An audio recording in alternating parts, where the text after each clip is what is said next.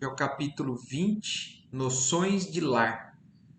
E só recapitulando um pouquinho, o capítulo anterior, que é o 19, é o da jovem desencarnada, que contou a história da neta, né, da senhora Laura, que estava na casa lá com eles.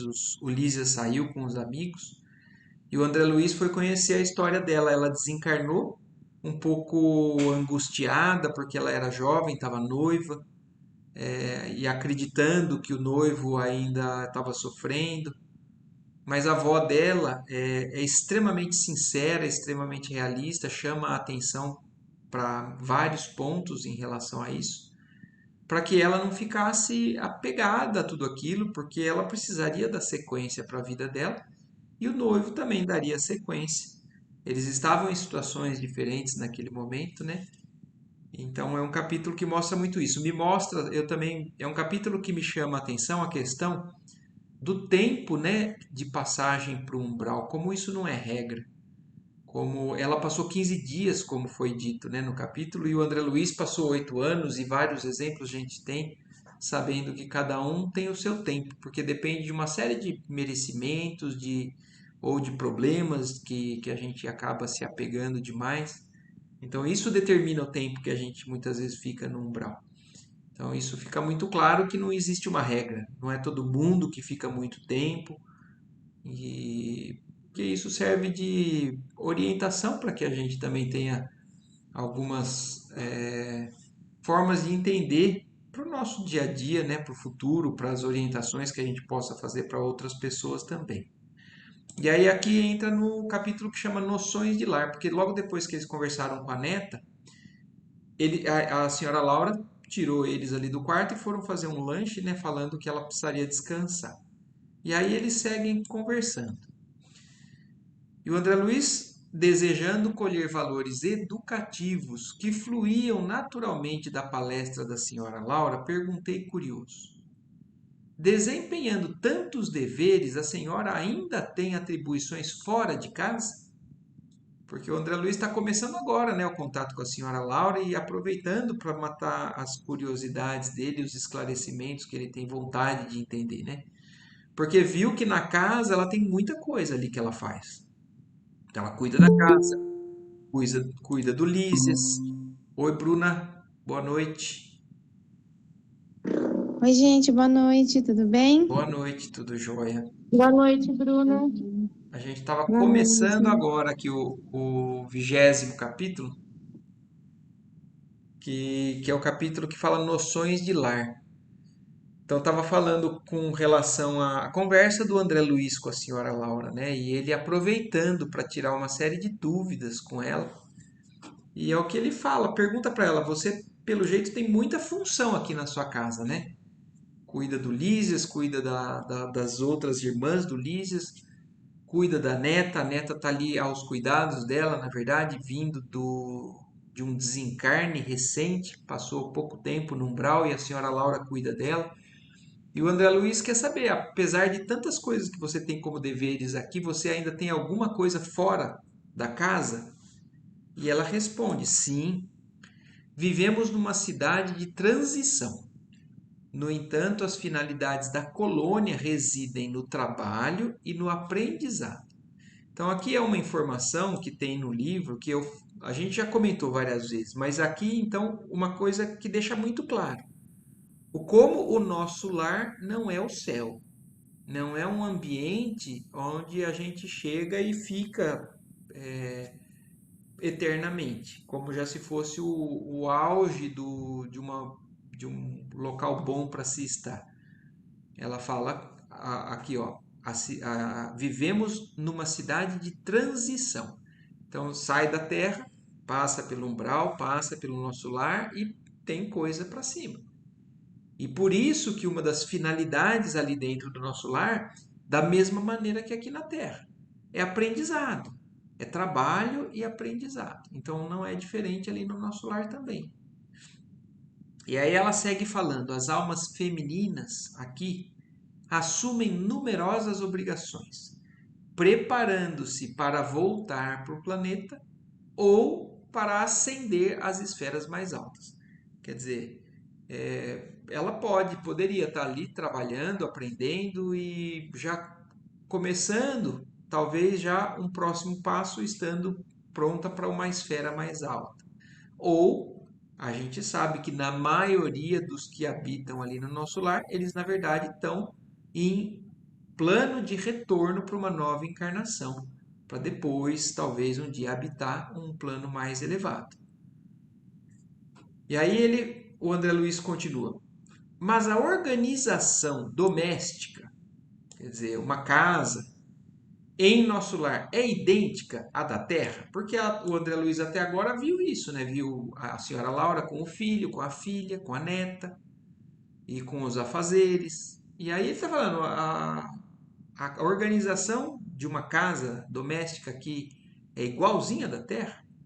A interlocutora esboçou uma facies muito significativa e acrescentou: o lar terrestre é que de há muito se esforça por copiar o nosso instituto doméstico.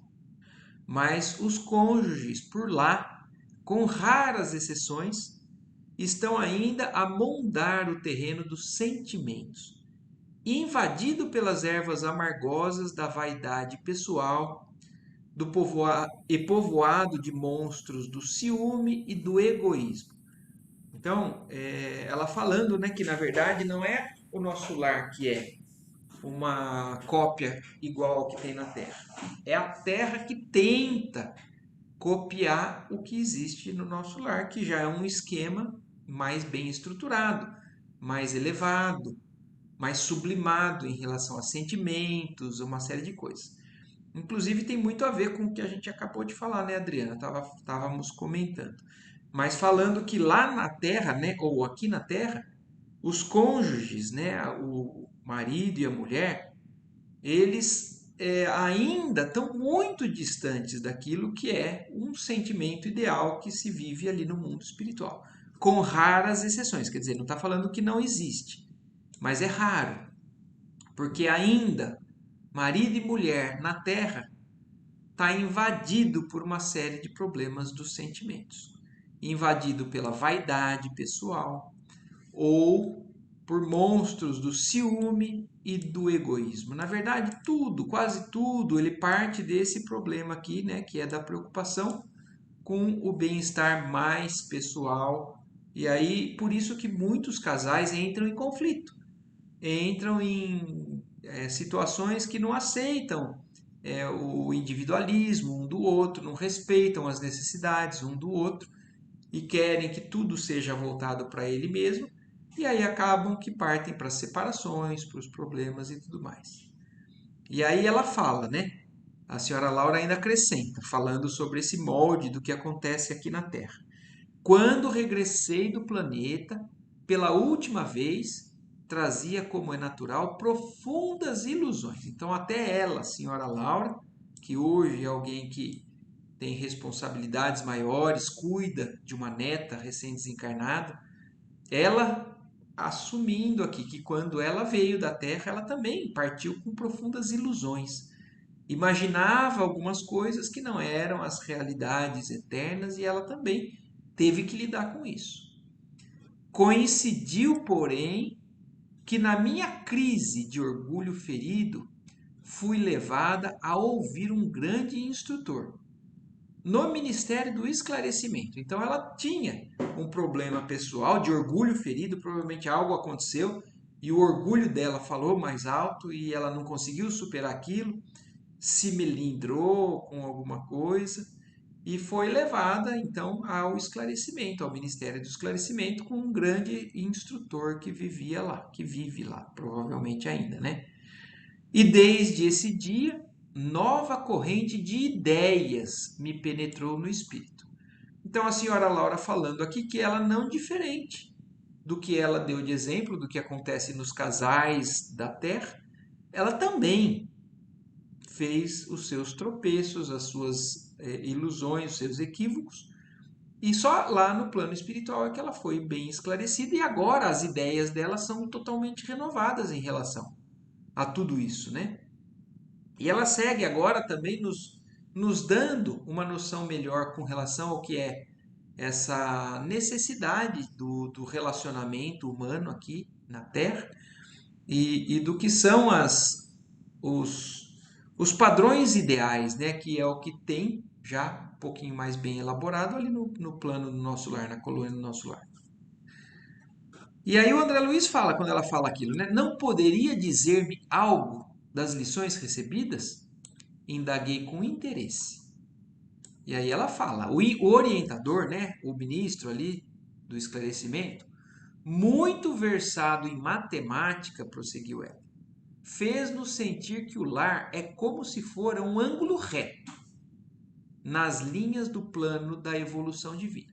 Então ela explicando que como a pessoa com quem ela conversou, ele era um matemático muito sábio na área da matemática, ele acabou usando da comparação que a própria matemática pode fazer, né? Usou das comparações de uma ciência exata, né? Mostrando um pouco um sistema cartesiano, né? Uma regra da matemática. E falou assim, que o lar na Terra, ou ali, ela é como se fosse um ângulo reto nas linhas do plano da evolução divina. A reta vertical é a do sentimento feminino, envolvido nas inspirações criadoras da vida. E a reta horizontal é o sentimento masculino, em marcha de realizações do campo do progresso comum. Então, falando que a alma feminina e a alma masculina têm diferenças. A alma feminina, normalmente, ela é mais direcionada ao sentimento, ao campo do sentimento, e a alma masculina mais direcionada ao campo das realizações no progresso comum ali da encarnação. Então isso não é regra, mas existe uma tendência muito maior para o espírito que encarna numa alma masculina, porque a gente sabe que o espírito mesmo, ele não tem sexo, né? Então o espírito, ele não é homem ou mulher. Ele acaba adotando essa postura por conta de uma necessidade de experiência. Então, se eu hoje sou homem aqui encarnado na Terra, não quer dizer que eu fui homem na outra encarnação, mas muito provavelmente a gente encarna várias vezes no mesmo sexo para aprender mais adequadamente algum determinado ponto, que no caso do homem é mais direcionado a isso, as realizações horizontais, e a alma feminina no plano mais vertical. Mas isso nada impede de, nas próximas encarnações, isso não inverter. Aí você agora tem necessidade, por exemplo, de aprender muito mais na questão do campo do sentimento, da afetividade. A mulher, por exemplo, ela tem um devotamento muito grande para o lar, para os filhos e tudo mais. E às vezes um espírito que passou muito tempo nas encarnações masculinas, às vezes começa a encarnar de maneira feminina para poder desenvolver melhor nesse sentido, ou vice-versa. Uma alma que foi muitas e muitas encarnações mulher, aí começa às vezes a encarnar como homem para poder também trabalhar esse lado que no homem existe. Então, não sei se para vocês isso está bem claro ou se vocês já entendiam dessa maneira, mas é fato. Nós não somos espíritos ou masculinos ou femininos. A gente varia até a gente chegar num nível que não existe mais essa necessidade da posição determinada sexual para um lado ou para o outro nos planos mais elevados. Tanto é que vocês já devem ter ouvido falar que anjo, que é a característica de um espírito puro, não tem sexo. Anjo já é um espírito sublime que acabou adquirindo os lados, né, as qualidades, as virtudes que essas duas experiências acabam trazendo para esse espírito. Mas aí ela segue ainda falando sobre a questão do lar, né? O lar é o sagrado vértice onde o homem e a mulher se encontram para o entendimento indispensável. Então, olha que legal essa comparação e essa explicação que a senhora Laura está falando, que é o que o ministro lá, matemático, falou. Se o homem é como se fosse uma reta na horizontal e a mulher é uma reta na vertical, o lar é o vértice. É exatamente o ponto de equilíbrio entre essas duas coisas. Então, se a gente entende isso, fica tudo muito mais fácil. Porque se a gente percebe que nós temos, na verdade, uma linha de raciocínio muito enraizada numa forma de pensamento, o outro lado, o lado oposto ou contraponto disso, não é o lado errado ou o lado certo, é a outra vertente. E o equilíbrio entre esses dois é o que faz com que, na verdade, a gente caminhe para o aprendizado, para que a gente não tenda demais para um lado exageradamente, que não é o melhor a ser seguido. Porque todo exagero, todo extremo, ele está longe do que é o equilíbrio que a própria natureza mostra para a gente, né? Não é nem nunca muito para um lado, nem nunca muito para o outro, mas sempre no ponto de convergência desses dois. Então, se o homem tem muito do raciocínio, da energia, das realizações, às vezes materiais de uma casa, e a mulher tem muito do sentimento, da intuição, da inspiração, do envolvimento sentimental da casa, o ponto de equilíbrio para essas duas coisas são benefício para as duas almas. Por isso que eles se unem. Por isso que a gente se une aqui na Terra. Para poder um aprender com o outro. Só que o problema é que o egoísmo, como falou logo um pouquinho para trás, impede que isso seja bem aproveitado. E aí acontecem as separações, as divisões, as brigas, os mal entendimentos, ao invés de se aproveitar o lado bom, que seria uma oportunidade como essa, do lar ser o vértice dessas duas retas em ângulo reto, né? De uma para cima e uma para o lado. Então, o lar é o sagrado vértice onde o homem e a mulher se encontram para o entendimento indispensável. Então, não existem casais que são sintonia plena, sempre vai existir divergência. E essas divergências são, na verdade, aonde a gente pode ser maleável, flexível e aprender com isso. Por isso que o orgulho, que é aquele que só vê o seu lado e não quer muitas vezes dar o braço a torcer com relação ao que o outro lado tem para aprender, ele é o problema, o grande problema da maior parte dos relacionamentos. E por isso que a humildade, que é o contraponto do orgulho, ele é o caminho para o aprendizado, para o entendimento, para tudo que a gente pode fazer de progresso nesse campo do aprendizado espiritual aqui encarnado. E ainda segue falando, o lar, né? É templo, onde as criaturas devem unir-se espiritual antes que corporalmente.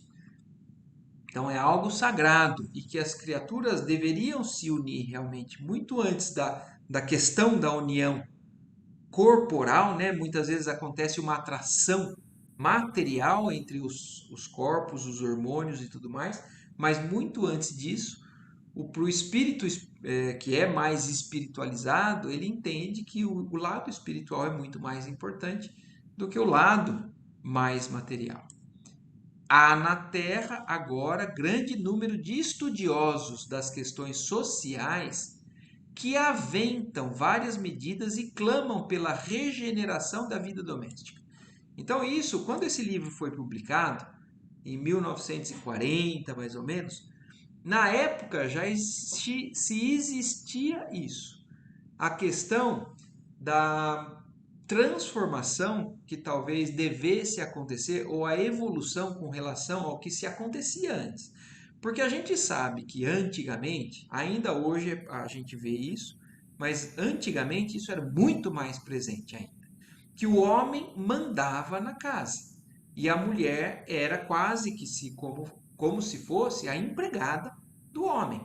ela deveria obedecer a tudo que o homem mandasse, ou a só fazer os seus afazeres domésticos, e não tinha direito, não tinha um espaço nem no mercado de trabalho. Isso lá para trás. Hoje, é claro que isso mudou, as mulheres acabaram ganhando um espaço importante no mercado de trabalho ou uma posição dentro da casa diferente, mas o que é importante da gente entender desse capítulo? Que, de certa forma, existe uma importância com relação ao elemento feminino dentro da casa e o elemento masculino dentro da casa também. Não adianta a gente querer que todos sejam totalmente iguais, porque não são. Hormonalmente nós somos diferentes, fisicamente a questão de força, de disposição para trabalhos mais braçais, e a questão mais desenvolvida do lado sentimental, amoroso e de sensibilidade é muito mais aflorado na questão feminina. Então isso é um fato. E que isso é um plano de Deus para que realmente essas almas acabam se aprendendo umas com as outras. Então não adianta querer também mudar a sociedade para que seja o homem exatamente igual à mulher e a mulher exatamente igual ao homem, porque não é. Biologicamente, fisiologicamente, nós temos as diferenças, né? Aí ele segue falando: alguns chegam a asseverar que a instituição da família humana está ameaçada. Então, naquela época já se chegava a falar que um dia talvez esse molde da família, talvez um dia acabe. Talvez todo mundo seja independente, não exista mais a necessidade de família, da organização familiar, que você pode criar um filho sozinho e todo mundo pode ser assim. Não sei, estou viajando na forma que eu estou aqui encarando o que eu estou lendo, mas voltando a pensar na importância que existe os dois extremos e a união entre eles para o aprendizado mútuo. E ainda vai seguir ainda explicando e talvez a gente conclua coisas ainda além disso que eu estou falando. Importa considerar, entretanto, que a rigor o lar é conquista sublime que os homens vão realizando vagarosamente. Onde, nas esferas do globo, o verdadeiro instituto doméstico, baseado na harmonia justa, com os direitos e deveres legitimamente partilhados, quer dizer, aonde que está na Terra algo dessa maneira, né? Onde existe harmonia justa, com direitos e deveres bem compartilhados entre esses dois, né, que convivem dessa maneira. Na maioria, os casais terrestres passam as horas sagradas do dia vivendo a indiferença ou o egoísmo feroz. Então, aonde que está aquilo que seria o ideal, a harmonia justa? Porque a maioria dos casais aqui na Terra vivem a indiferença com relação um ao outro e pautado principalmente na questão do egoísmo feroz. Porque se a gente for ver a disputa, as brigas que acontecem na maioria dos lares, elas vêm do egoísmo de ambas as partes. Ninguém cede. Está todo mundo preocupado com o que quer, com o que é melhor para ele e quer que o outro ceda, que o outro entenda o seu lado. E raros são aqueles que procuram entender o lado do outro também. Quando o marido permanece calmo, aqui dando exemplos agora, né? Do que acontece na maioria das vezes dos casais aqui da Terra. Quando o marido permanece calmo, a mulher parece desesperada. Quando a esposa se cala, humilde, o companheiro tiraniza. Quer dizer, sempre existe um desequilíbrio com relação ao ideal da harmonia desses relacionamentos. E ainda segue falando, nem a consorte, né, a mulher, se decide a animar o esposo na linha horizontal dos seus trabalhos temporais, quer dizer, às vezes o homem está falando das realizações, das conquistas dele no trabalho, mais, geralmente mais voltados até às conquistas materiais, mas a mulher muitas vezes não está dando bola para isso. Acha que ele é muito materialista, mas ao mesmo tempo não dá atenção. Não, porque se isso também é importante para a sobrevivência, A esposa fazer vista grossa ou não dar interesse a esse tipo de conversa, que é uma satisfação maior para aquela pessoa, já é, de certa forma, uma não preocupação ou uma falta de atenção com relação à necessidade daquele que é o marido dela, né? Então, ou a esposa não se preocupa com as realizações horizontais dos trabalhos temporais que o homem se dedica, e nem o marido se resolve a segui-la no voo divino da ternura e do sentimento rumo aos planos superiores da criação. Quer dizer, os dois lados muitas vezes são muito egoístas e rígidos e acaba nenhum dando valor para o que o outro tem de valor, porque é valor.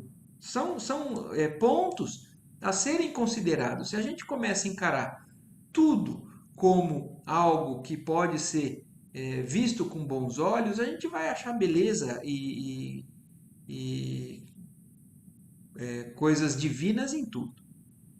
E aí ela ainda segue explicando, né? Dissimulam em sociedade e na vida íntima. Um faz viagens mentais de longa distância quando o outro comenta o serviço que lhe seja peculiar. Se a mulher fala nos filhinhos, o marido excursiona através dos negócios. Se o companheiro examina qualquer dificuldade do trabalho que lhe diz respeito, a mente da esposa volta ao gabinete da modista. Quer dizer, poucos são os que se realmente preocupam com o que é mais atrativo para aquela alma que está fazendo parte, né, desse consórcio mútuo entre esses casais. É claro que em tais circunstâncias o ângulo divino não está devidamente traçado. Então, o que é o ideal? Que esse ângulo divino fosse realmente o ponto de equilíbrio entre essas duas extremidades. Mas o homem está preocupado só com esse plano e a mulher não dá bola porque ela está preocupada com esse, e vice-versa. E nenhum procura ceder um pouquinho, uns pouquinho, para que eles se encontrem no meio, né? Por isso que fala, nessas circunstâncias, nesses exemplos que foram citados até agora, é óbvio que esse ângulo divino, que seria o meio, não está devidamente traçado. Duas linhas divergentes tentam, em vão, formar o vértice sublime, a fim de construírem um degrau na escada grandiosa da vida eterna. Então, esse seria o ideal. Mas raros, raríssimos são aqueles que conseguem se colocar nesse ponto do equilíbrio ali, né?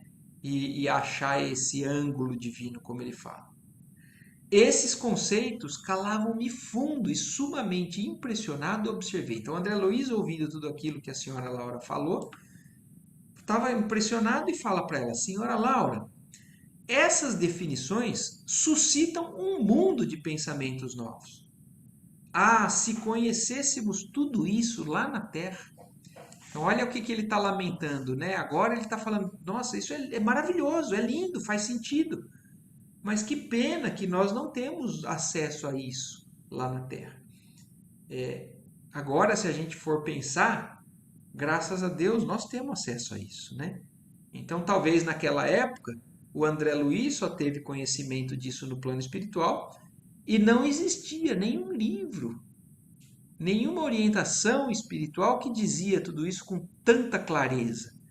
Mas é por isso que o André Luiz volta do plano espiritual com a missão de, através do Chico Xavier, nos trazer tudo isso que a gente está tendo agora a ter como informação e como acesso.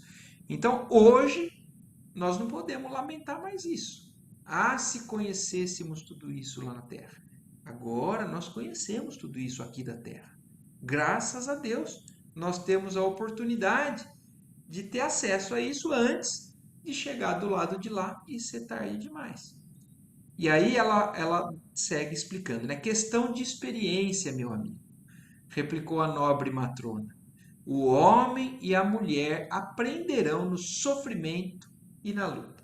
Então, enquanto não havia essa informação para nós, os encarnados, os seres humanos, se não tivessem a intuição ou a sensibilidade para conseguir alcançar isso de maneira natural, eles todos acabam aprendendo através do sofrimento e da luta, que a gente sabe que não é numa única encarnação, é através de inúmeras encarnações até que a gente vá adquirindo todo esse conhecimento, toda essa sabedoria e todo o desenvolver desse sentimento, né, que a gente vai adquirindo. E por isso que alguns espíritos ou algumas pessoas a gente fala, puxa vida, mas como ela é boa, né? Como ela lida tão bem com isso ou com aquilo. Não é porque Deus brindou ela, sorteou ela. É porque ela já teve bagagens, histórias e encarnações passadas que trouxeram isso agora. E ela já tem isso como uma posição adquirida. E por isso que fica fácil para algumas pessoas lidarem melhor com situações de relacionamentos e outras não. Porque outras ainda ou estão muito endurecidas ou porque ainda estão muito lá para trás realmente com relação a essas experiências encarnatórias, né? São espíritos mais novos, mais jovens.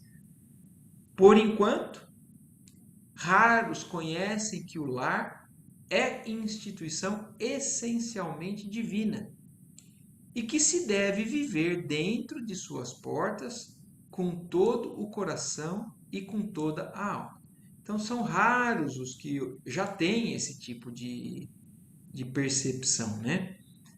Enquanto as criaturas vulgares atravessam a florida região do noivado, procurando-se procuram-se, mobilizando os máximos recursos do espírito, e daí o dizer-se que todos os seres são belos quando estão verdadeiramente amando.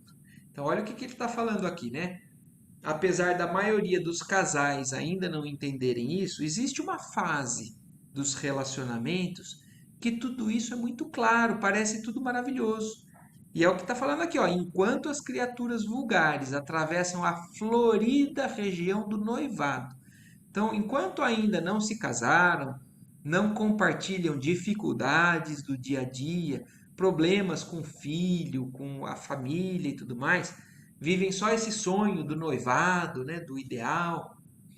Eles mobilizam o máximo dos recursos do espírito. Eles estão super bem dispostos e bem intencionados e colocando, trazendo para a vivência deles o que é mais espiritualizado mesmo. Mas isso tudo parece uma maravilha, como ele fala, florido, né?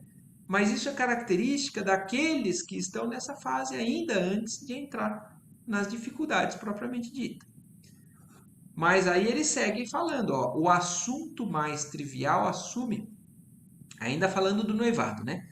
O assunto mais trivial assume singular encanto nas palestras mais fúteis. Quer dizer, as coisas mais bobas parecem mais lindas, ó, como tudo é bonito, tudo é motivo de risada, de prazer, de promessas e tudo mais. O homem e a mulher comparecem aí na integração de suas forças sublimes. Então, está descrevendo o que acontece na maioria dos casos, realmente antes do casamento, antes das obrigações, já depois dos deveres assumidos. Mas, aí ele começa a mostrar o pós, né? O que acontece logo depois. Mas, logo depois que recebem a bênção nupcial, a maioria atravessa os véus do desejo e cai nos braços dos velhos monstros que tiranizam corações. Quer dizer, não é que as coisas mudaram, é que na verdade a gente bota para fora o que a gente ainda tem dentro da gente e que naquele momento de conquistas, de uma série de coisas, estavam falando diferente.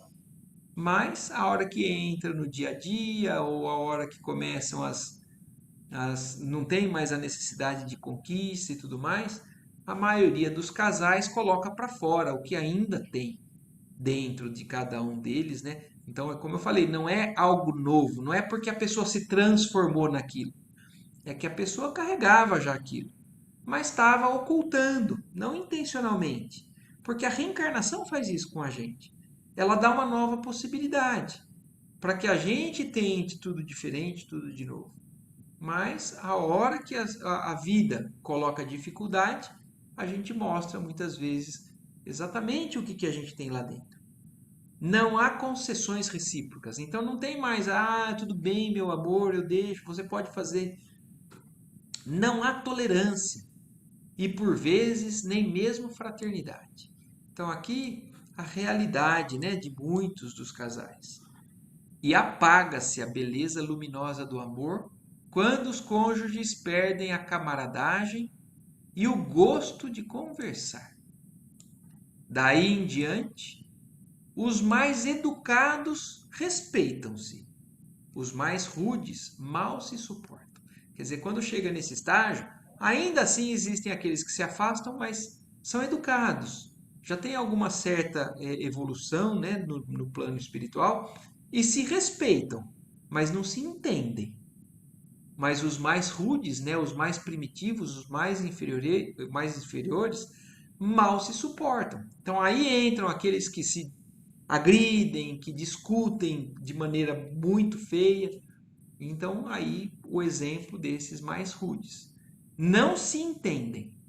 Perguntas e respostas são formuladas em vocábulos breves. Quer dizer, conversam muito pouco, falam o essencial só para se suportar ainda ali dentro.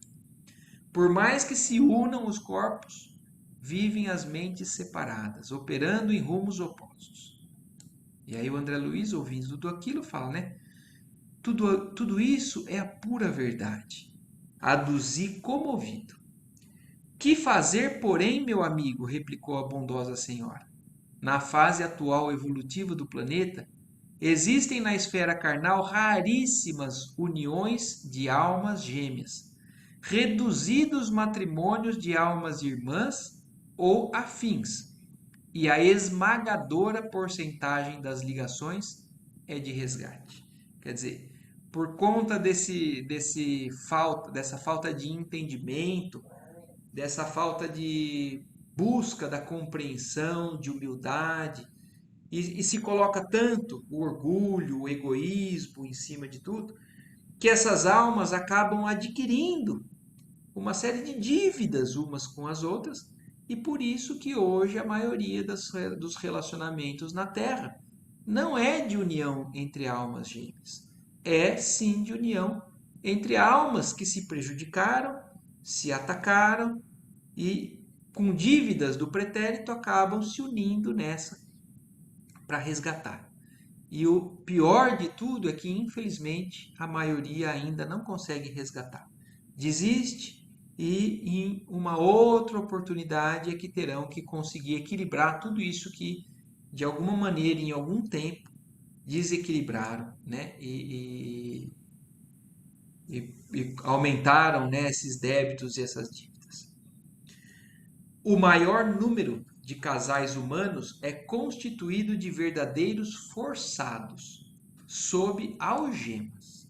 Então são prisões que muitos e muitos casais acabam assumindo numa nova encarnação para poder resgatar, quitar e aprender, evoluir. Só que o que está acontecendo? Cada vez mais a intolerância está presente na nossa sociedade. Cada vez mais os casais se separam. Então, antigamente, apesar de se achar que as pessoas sofriam mais nos relacionamentos, porque se suportavam e não se separavam, mas do lado de lá, elas tinham conseguido subir mais degraus, elas tinham conseguido, através da resignação, de muito sofrimento, conseguido evoluções espirituais. Mas hoje em dia muitas desistem, muitas abandonam essas necessidades de resgate e acabam depois, mais para frente, encontrando com outros problemas do lado de lá. Procurando retomar o fio das considerações sugeridas por minha pergunta inicial, continuou a genitora de Lísias. As almas femininas não podem permanecer inativas por aqui. Porque tudo está voltando à pergunta inicial do André Luiz. Né? Ele estava querendo saber da senhora Laura se ela tinha, além dos afazeres domésticos, mais coisa fora da casa. E ela falou: sim, temos sim. E aí agora ela está completando, voltando ao assunto. As almas femininas não podem permanecer inativas aqui, no plano espiritual, na colônia, no nosso lar. É preciso aprender a ser mãe, esposa, missionária, irmã.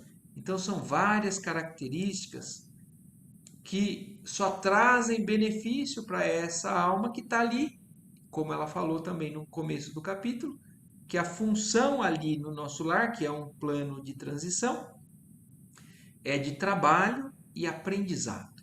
Então, nessas funções ali no plano, ela também aprende. Também, através do trabalho, continua adquirindo cada vez mais conhecimento para sua ascensão espiritual. E é a mesma coisa que acontece para nós aqui na Terra.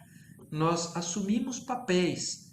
Porque se a gente for pensar bem, se nós todos, perante nosso Pai, somos irmãos iguais uns dos outros, então por que eu tenho mãe, pai aqui na Terra se eu sou irmão da minha mãe e do meu pai? Por que eu me caso? Por que eu me passo a ser marido ou mulher de determinada pessoa, se no fundo, no fundo, eu sou irmão dela perante o Pai? Então, se a gente começa a se aprofundar nesse tipo de conhecimento, nós vamos entendendo que nós somos todos irmãos, mas assumimos alguns papéis em cada uma das nossas encarnações, porque esses papéis nos favorecem ao nosso desenvolvimento, ao nosso aprendizado, e a gente não deve fugir disso. A gente deve, na verdade, cada vez mais aproveitar essa oportunidade, porque esses papéis nos dão essas possibilidades. E é o que ele fala aqui, ó, é preciso aprender a ser mãe. Então, uma mãe, ela acaba desenvolvendo potenciais de amor com relação ao filho ou à filha que a gente não consegue em outra experiência. Então, é um amor incondicional que a gente experimenta para com um filho, que é uma prévia, uma pequena parte de um amor que um dia a gente está destinado a viver como espírito muito mais evoluído, como espírito puro. Então, todos essas posições aqui são posições de aprendizado. A tarefa da mulher no lar não pode circunscrever-se a umas tantas lágrimas de piedade ociosa e a muitos anos de servidão. Então está muito além disso, né? Está muito além do que a gente vê, o que acontece em muitos casos. É claro que o movimento coevo do feminismo desesperado constitui abominável ação contra as verdadeiras atribuições do espírito feminino. Então, olha o que ele está falando aqui. Que essa conquista que a sociedade vem fazendo, né, para libertação da mulher com relação a uma série de coisas, para uma série de coisas ela tem muito valor e é louvável, porque tira uma série de abusos, né, com relação a isso.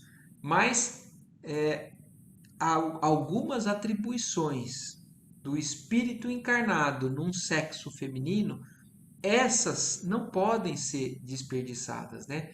Então, o ser humano, ele encarna no corpo de uma mulher por uma determinada razão e ele tem que aproveitar, porque essa ocasião, ela acaba dando a esse espírito uma série de experiências, de oportunidades, de experiências que em outra ocasião ele não teria. E olha o que ele fala: a mulher não pode ir ao duelo com os homens através de escritórios e gabinetes, onde se reserva atividade justa de espírito masculino. Então, isso talvez seja algo que um contrassenso um pouco do que hoje a gente está observando, porque a mulher foi realmente à luta com relação a ocupar os mesmos cargos que os homens ocupam, mas que na época, né, como eu falei, a história que esse livro está passando é na época de 1940. Ela era algo exclusivo do sexo masculino. Mas hoje em dia houve, na verdade, uma mistura com relação a essas obrigações e deveres, só que a mulher não pode deixar de não pode perder a sua feminilidade, né? E o homem, ao mesmo tempo, também tem algumas características que ele não pode perder, sem abusos, sem tiranizações, mas existem características que são relativas ao sexo daquele espírito encarnado e que nós temos que aproveitar isso. Nossa colônia, porém, ensina que existem nobres serviços de extensão no lar para as mulheres. Então não tem nada de errado em uma mulher ser, por exemplo, como muitas são, estarem na função de mãe, simplesmente numa vida aqui encarnada, e com muita coisa para aprender e para ensinar. A enfermagem, o ensino, a indústria do fio, a informação, os serviços de paciência representam atividades assaz expressivas. Tem gente que menospreza tudo isso, né, o que as mulheres acabam adotando com relação a essas posturas que a vida dela como mulher exige. O homem deve aprender a carrear para o ambiente doméstico a riqueza de suas experiências, e a mulher precisa conduzir a doçura do lar para os labores ásperos do homem. Então, cada um levando o seu lado bom daquela posição que ele se encontra ao sexo oposto. Dentro de casa, a inspiração, fora dela, a atividade. Uma não viverá sem a outra. Como sustentar-se um rio sem a fonte? E como espalhar-se a água da fonte sem o leito do rio? Quer dizer, o homem e a mulher como sendo um o suporte e o outro o que é suportado. Então, são interdependentes uns dos outros. Não pude deixar de sorrir ouvindo a interrogação. A mãe de Lísias, depois de longo intervalo, continuou. Quando o Ministério do Auxílio me confia crianças ao lar, minhas horas de serviço são contadas em dobro, o que me pode dar ideia da importância do serviço maternal no plano terreno. Então, olha isso. Quando a senhora Laura recebe alguém, alguma criança para cuidar, as horas de trabalho dela são contadas em dobro, mostrando para a gente o quão valoroso é a função, coisa que não é reconhecida aqui na Terra. Às vezes a mulher ela é dona de casa e mãe dos filhos, e o homem muitas vezes não dá o valor para o tamanho da importância que é um cargo ou uma ocupação de uma posição como essa aqui na Terra. Entretanto, quando isso não acontece, tenho meus deveres diuturnos nos trabalhos de enfermagem, com a semana de 48 horas de tarefa. Então, aí a senhora Laura falando, além dos trabalhos em casa, ela recebe criança para cuidar em casa e ela também trabalha fora de casa no serviço de enfermagem. Todos trabalham em nossa casa, a não ser a minha neta convalescente. Não temos qualquer pessoa da família em zonas de repouso. 8 horas de atividade no interesse coletivo diariamente é programa fácil a todos. Sentir-me-ia envergonhada se não o executasse também. Quer dizer, ela está falando aqui, ó, que 8 horas de atividade diária para o interesse coletivo, quer dizer, alguma atividade fora de casa, é algo que não é difícil de se fazer. E, na verdade, ela diz que se ela não estivesse fazendo, ela se sentiria envergonhada. Porque ela sabe que é um dever de qualquer ser, né, trabalhar em benefício, né, dos outros. Interrompeu-se a interlocutora por alguns momentos, enquanto eu me perdia em vastas considerações. Então, o André Luiz ouviu tudo aquilo, né? E abriu um leque de possibilidades, de pensamento, de ideias novas que ele veio adquirindo, né? Que na verdade é a mesma coisa que acontece com a gente quando a gente lê esse capítulo. A gente começa a viajar com relação a tudo que a gente tinha de conceito de um relacionamento, da vida a dois aqui na Terra, e daqui para frente a gente começa a rever tudo, tudo, e encarar de maneira totalmente diferente o que são os relacionamentos aqui na Terra, né? E aí, assim, termina. esse 20º capítulo, que é o Noções de Lar. Tudo bem por vocês? E aí, alguma dúvida? Alguma, alguma outra observação que vocês queiram acrescentar? Ou que é um capítulo, acho que dá margem para muita coisa. E na verdade, tem trechos que eu leio que eu ainda acho que eu ainda não entendi tudo. Que ainda tem muita coisa para aprender, né? E se vocês tiverem algo, por favor. Para mim tá tranquilo, Marta. É que você já explica você já vem vindo e já vai explicando, né? Então, às vezes aparece a dúvida, você já esclarece. Ah, então tá bom. Tudo jóia então também, Bruna? Tudo certo. Então tá bom. Então terminamos mais um capítulo. Agradecemos a Deus e aos espíritos aqui que nos ajudam. E até a próxima, então. Até domingo que vem. Se Deus quiser, boa semana, gente. Boa semana para vocês também. Tchau, tchau. Obrigada, Marta. Tchau, Gente, tchau. boa Até. semana. Obrigada.